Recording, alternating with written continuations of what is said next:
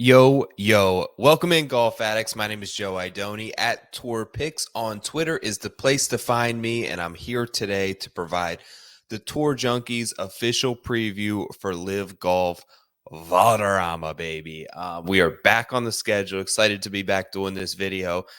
Thank you to David and Pat, as always, for their generosity and allowing me to do this sort of content for them as I've really sort of learned a lot and enjoyed it. We've got a couple winners on the season. There's been 7 events so far. We've hit Brooks 40-1. We've hit DJ at 16-1. We're going to try to get another one. The Nut Hut picks from myself have been a smashing success on the season. Now up over 27 units on the year. Unbelievable year. Basically just doing that betting matchups and head-to-heads and some positionals. So feel very good about that. I'm, as always, honored to be a part of the team. And thank you all for joining me. Sit back, relax. I hope that you enjoy this program as we sort of preview one of what I think is going to end up being the preeminent events annually on the LIV Tour. It's event number 8 on the season out of 14.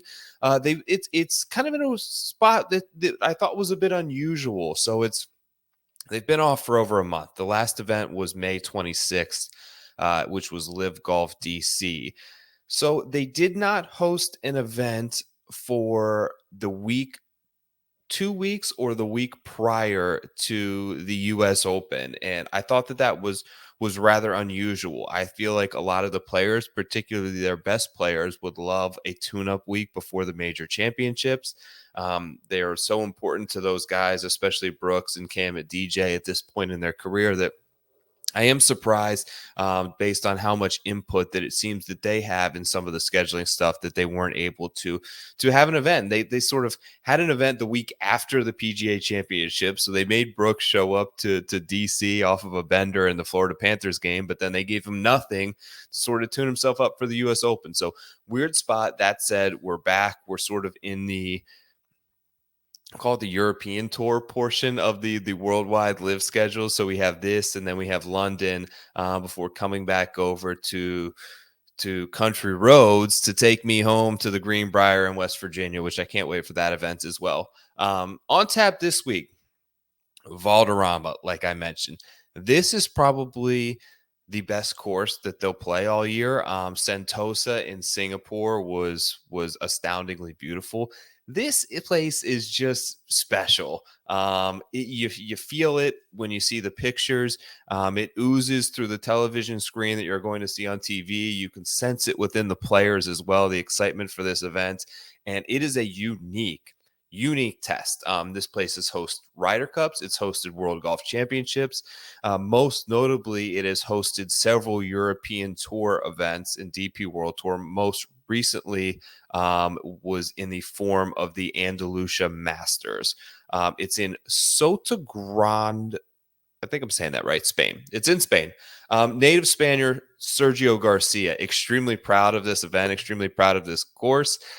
This is his favorite course in the world. He has won the Andalusia Masters 3 times since 2011. And that's even better than it sounds, because there was a period from 2012 to 2016 where they actually didn't have this event. So due to basically a lack of funding and it being dropped from the European Tour schedule, they took a breather. They took 4 years off from this event. He has won in 2011, he has won in 2017, and he has won in 2018. So he was able to go back to back there. It's a Robert Trent Jones designed golf course from 1974. So it's not like incredibly old like we see some of the very classical designs. Heavily tree lined. I'll talk more about the trees later, but annually rated as one of the top courses in the world. Actually, Golf Course Architecture magazine rates it the #1 course in all of Europe. So the most notable features, golf course related, are these persistent, gnarly, ancient looking oak trees that are filling up the property. They line the fairways, they line the greens. In some instances, they actually are in the fairway. And they sort of split and spiral in these weird directions, and they just really give the course a ton of character, in my opinion. They sort of protect the shorter layout in terms of dog legs and players being able to cut corners for some of the longer players. They're heavily intrusive to incoming approach shots. Should you be offline with your tee shot and not in the fairway, there are very difficult spots to end up where it's just going to be difficult to get anything near the green with how dense some of the trees are on this golf course. In some cases, even from the fairway, like there are literally spots where you either have to shape it, you can be in the middle of the fairway or on the wrong side of the fairway, and you will have to heavily shape a shot around one of these trees or go up and over to sort of a blind look in at it, which is really cool. It's said that this course had the best combination of 17 holes in all of Europe, with the exception of the 17th hole, which was said to be a long, slogging par five that no one really enjoyed. So not recently, after a few years, Robert Trent Jones, while unable to continue to make the trip as his health was sort of deteriorating, RTJ Sr. Actually approved Seve Ballesteros to remodel that hole to provide a complete test to end the golf course on a great closing par five, which he's been able to do. So there are people that have critiqued Robert Trent Jones. I think that this is probably one of his top two courses in the entire world. And he sort of has this famous saying of, the quote was hard par, easy bogey. That's what he was trying to get out of the majority of his golf holes that he designed. It's hard to par it, but it's easy to bogey it, meaning you're not going to see triples. They're rare out here. Birdies aren't as well known either, depending on the year that you look at. And I think that sort of concept of hard par, easy bogey really reigns true here. So 7,100 yards on the scorecard, just over 7,000 yards. I'm going to pull the scorecard up now, just so you can see it. It is a gentle opening with rather short par fours. The par five fourth hole at 582. If you hit a good drive, will be reachable for nearly every player in the field, as is the 11th hole, which is a par five, as is the 17th, which has now been shortened and kind of made a little bit more interesting with some of the movements of the fairway and the slopiness of the green there as well. 14 is a short par four, but plays really difficult at 370 yards. 15, a 225 yard, very difficult par three. I would not be surprised if the scoring average on that hole is the highest over par of the week. And then you have, a couple of closing in 16 and 18, challenging but doable par fours. Like the yardage at 7,000 yards in a par 71 would indicate that we would expect to see a quite a bit of birdies at this place, but that's just not how the event typically ends up playing. So basically in the last 8 years that they've had the event here, where the Andalusia Masters came into play, I dug through some data in terms of average winning score in those events. Obviously, there was a lot more players in those events. Obviously, they were 4 rounds, so we're dealing with a little bit of a different animal. These are going to be better high-end talent, but I think the depth of the field may be lacking a little bit in some of the events that we saw here in the past that were, 150-man fields, 4 complete rounds, a cut, all that stuff. That said, average score was -8 under par. There are extremely wide and differentiating year over year numbers, though. There really isn't a whole ton of consistency there. For instance, in 2020, this event was won by John Catlin, an American, at +2 over par. Catlin had a great year. I believe maybe 2020 was kind of the end of his great run over there on the European tour, but won at 2 over par. Last year, 2022, Adrian Otegi shot -19 under par, which was 9 shots better than we had ever seen at this event before. Likely, I would say the biggest difference in the years and what we see in discrepancy of total scores comes from the weather, comes from the wind. Pay attention to it as the week moves on. Obviously, we know the LIV event Doesn't start until Friday. I'm recording this on Tuesday. It looks relatively benign at this point, but things can change very quickly on the sea over there. And where this course is located, there's sort of two differing winds. There's sort of the northeast wind, which the players generally prefer here. But either way, if it picks up and it gets gusty, it's difficult. And the reason that it's difficult is a lot to do with those surrounding oak trees, which really protect the tee boxes and fairways. And what that does is makes it difficult for players to get an accurate reading on not only direction but strength of the wind, because they're so protected by these big billowing and I'm going to bring up some pictures here. I'll sort of bring those up now, actually, just to kind of show you um, what I mean by this place and how sort of astonishing it is. Like, here's hole 2, for instance. You see there's a couple of trees here, if you're watching this on YouTube, that are basically directly in the fairway. But what these trees do is make it difficult, like I mentioned, to get a good feel for that wind. Look at the narrow sort of alleyway and apron into this green that runs off the front. Beautiful golf hole. Nearly all of these pictures are gorgeous. This is a downhill par 3 here. This is sort of protected by this really unique rock wall. But you can just see how this place is just gorgeous. Like, many players have referred to it as the Augusta of Europe. I can see it just in the colors that you get. Like, look at the amount and the depth of the trees. They're all nearly the same height, which aren't towering high.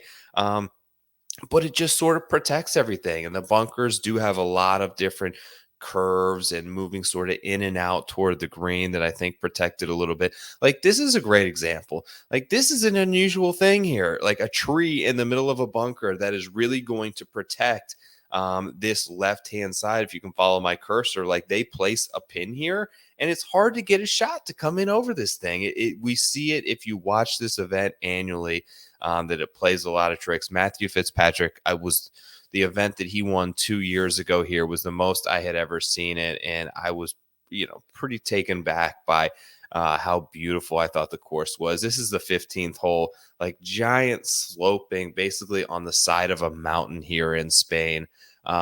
Just really, really like gorgeous stuff. This is the closing hole here at 18, which is pretty straightforward, but a relatively long hole in terms of total yardage. But you get what I'm saying there. Like, this course is well protected and it's not about yardage. And we had this, basically what brings me to sort of talk about this is Rory made the comments after TPC River Highlands, which is, one less to par. So it's a par 70 and it's about 200 yards shorter than we see at Valderrama.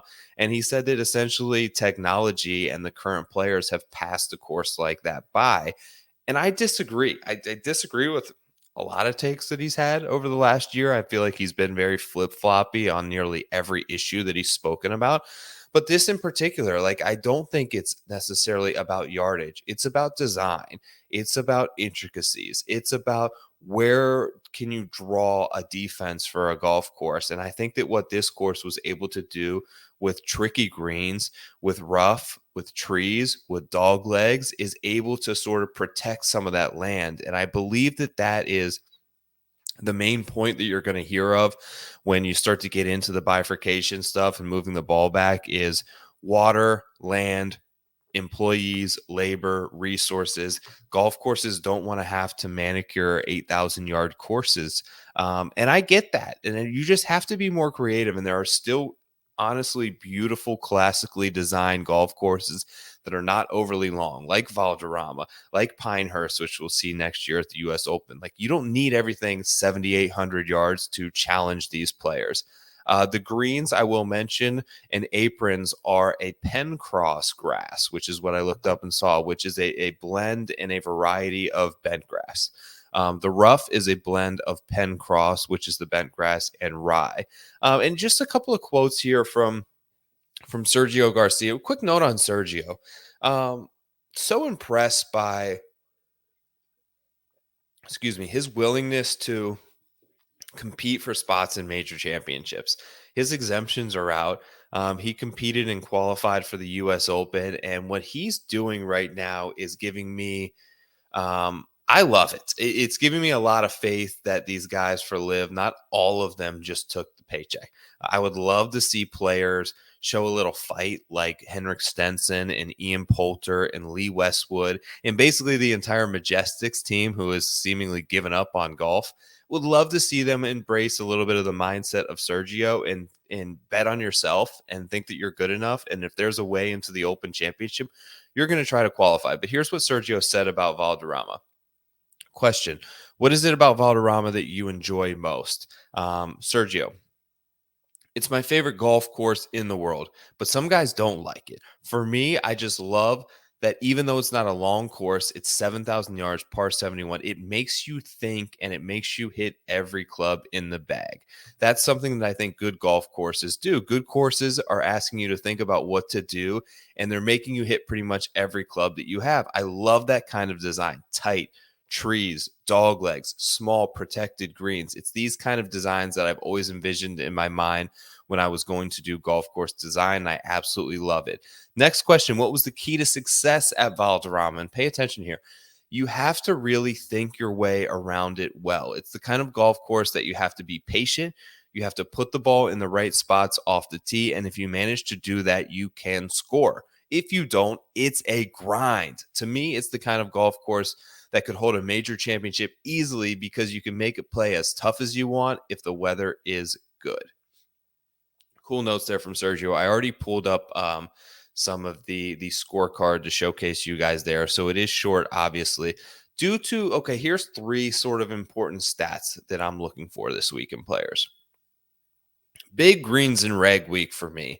It is a stat that Liv does keep. They're still relatively limited in the strokes. They don't have strokes gained, but in the data that we do receive from them in terms of stat keeping, which I would love to see improve for people like myself who are trying to put out content and trying to put out gaming and gambling related and preview and just sort of push stuff out there to elevate the experience of fans for the game. I think that that would be of help. If I could give them a piece of advice, it would be to embrace the gamblers a little bit more. And maybe I'm biased in this, which I clearly am, but I feel like you want eyeballs on Friday. You want people to pay $3 a round to view your thing. They're probably going to have a little bit of money on it, and you should probably pay attention to some of the feedback that they may have. Big greens in reg week, smallish greens, well protected, got to hit them. Here are the top 10 through the season so far in 7 events, basically halfway mark of the season. Number 1, Mito Pereira. Number 2, Sebastian Munoz. Number 3, Charles Howe. 4, Kokrak. 5, Kepka. 6, Casey. And side note on Casey, I did see an interview with him, which he said that he's feeling fine. He's not injured, which I know there were some concerns about. Number 7, Brendan Steele. 8, Sergio. 9, DJ. 10, Taylor Gooch. Next one I'm looking for, scrambling. This is another stat that they keep. You're not going to hit, you're lucky if you hit 50% of fairways out here. You're lucky if you hit 60% of greens. These guys, some of them will achieve that, but you are going to have to save par a lot. It's going to present you with bad positions. You are going to get bad breaks off branches, and you have to be willing to embrace those elements and scramble well. Number 1, Charles Howe. Number 2, Brendan Grace. Number 3, Scott Vincent. Number 4, Anirban Lahiri. Number 5, Taylor Gooch. Number 6, Mito. 7, Poulter. 8, 9, Tringale. 10, of course, we could not be a scrambling list without Cam Smith in there. Next stat I'm looking at, birdies. Just total birdies made so far on LIV Tour. Number 1, yeah, it's a horrible year for this guy. He's still leading the tour in birdies. I saw LIV actually put out a piece of content sort of questioning DJ's season. He's got a win in one of your 7 events. He's made more birdies than anyone on your tour. Number 1, Dustin Johnson. Number 2, Cam Smith. Number 3, Brooks. 4, Peter Uihlein. 5, Taylor Gooch. 6, Patrick Reed. 7, Brendan Grace. 8, Mito Pereira. 9, Sebastian Munoz. 10, Cameron Tringale. Okay, let's go ahead and pull up some odds here. So I have up Circa Sportsbook. So there are a lot of reasons I use Circa, mostly because I think it's the best sports book there is in terms of odds that you'll get. I'm going to make this a little bit bigger there. There we go. Certainly the best that you're going to get on Live Tour. If you are in Las Vegas, Nevada, you can legally bet through the Circa Sports app. They're in Colorado. They are in, I want to say Illinois, maybe it's Iowa, but there's another state that they're in as well. Here's who they have at the top of their board this week. Cam Smith plus 9.25. Brooks Koepka 11.5 to 1. Sergio 11.5 to 1. DJ 14.5 to 1. Mito 16 to 1. Bryson 18 to 1. Gooch 19 to 1. Those are all the players 20 to 1. And to me, there's an obvious favorite. I think I would have loved to get like a 16 or an 18 to 1 on Sergio this week. It was never in the cards. I was hopeful to get there, but reluctant to think that it was ever a real genuine possibility. Surprised though that he is favored over DJ. DJ is my pick. Guys, he's basically won in every 6 live events thus far. He's won 3 times. He's had an unbelievably good week, an underrated week at the US Open. He putted terribly on Sunday. He was so close, and they were like never basically showing him, but he was just about right there. And like some of the stats that he put together that week were absolutely insane. So he did this in the first 2 majors where he basically, I don't know if it's a lack of concentration. I don't know what it is, but he has had one hole that has completely ejected him from consideration in the event. He did it at the Masters. He did it at Oak Hill after a great opening day in both. And he did it at LACC. He made a quad. The ability for him to bounce back off of that and still finish inside the top 10 and still be relevant on Sunday was quite impressive to me. He's top 10 at the US Open gains. Listen to this, like take into account that he made an 8 basically off the tee and on approach, right? So you would naturally think that his numbers would suffer a little bit in the ball striking categories at LACC. Not the case. Gained 7.5 ball striking, gained 4 off the tee in that event, while losing basically 4 strokes on that one hole, like I mentioned. He also did basically nothing on the greens. If he putts level and doesn't lose 1.4 strokes putting and this is purely hypothetical, but he can take that one quad and give himself a par, he wins that tournament. One hole killed him in the previous 3 majors. He has the win in Tulsa. He has a win this season. He has the win in Miami. He has the win in Boston. I think I'm getting that third one right. And he's just been fantastic. I still believe like the way that this format works out, I think in major championships, this may not like make complete sense, but I think that he is going to consistently be the best player on Live. He's going to win the player of the year or whatever the big payday is there, probably again this year. But I like Cam and I like Brooks and like majors. In those 2 events, I think they have special skill sets that are very unique to those particular 4 events per year. I love Cam at the Open Championship. I wish I had got a better number on him. Brooks, I'm seeing float around 22 to 1, which has me heavily interested. But here I'm going to take DJ. 14.5 to 1 is silly. Look, if he's winning 1 in every 6 and he's in good form and he just played great at the US Open and he just won one of the last 2 live events before this, yeah, I'm going to take 14.5 to 1. He's winning 1 in every 6. Like that's enough said about DJ. That's the pick. That's where your money should be. There are 12 to 1s out there as well, which I fully endorse. This is the best number that I've seen at 14.5. All right, 20 to 1 range. Joaquin Niemann has been bad. Like his talent and his upside is someone that I would love to bet here. If he had shown me a little bit of more form, I'd be interested. Reed's my next play. 21 to 1, basically. Put down $100. You're going to get back 2,200 on that. He's close. I'm very surprised that he's gone this long without, to be quite honest, without winning a live event. But here's how he's played basically since April of 2023. So, we're about to be in July, the last 3 months. 3rd at LIV Orlando, 4th at Augusta National for the Masters, 3rd at LIV Adelaide, 13th at LIV Singapore, 11th at Tulsa, 18th at the PGA Championship. Didn't play great at the US Open, but I still am of the belief that I think he's going to be a popular pick this week. Valderrama and this type of place is the type of course that I think brings the best out of Patrick Reed. Short, shot making, scrambling, creativity, soft hands. It's just kind of what the guy does, and he's world class at it, and it plays right into sort of his strengths as a player this week. And I think this is one of the better stops and opportunities for him on LIV. And he kind of has always he's always kind of embraced a little bit of the European tour stuff. Like, he's not afraid to go over there and play. Like, he has more experience over there than like Bryson would, or more experience over there annually than Taylor Gooch would, or Harold Varner would. Like, Reed goes over there. He'll play in these events. He'll play in the British Masters. He'll play in the BMW. Takes a lot of pride in it, and I think this is a good spot for him, and I think that he likes these types of courses, so I'm taking 21-1. Brandon Grace has been really good. I could have gotten there. I'm not quite at 26. I wish he had one of the 33s on him, but I can see why he doesn't. The stats bear out that he's been in really good form and has been playing pretty solid. How I'm not interested in Tringale, Uline, Ustays, and no. Sebastian Munoz is my 3rd pick.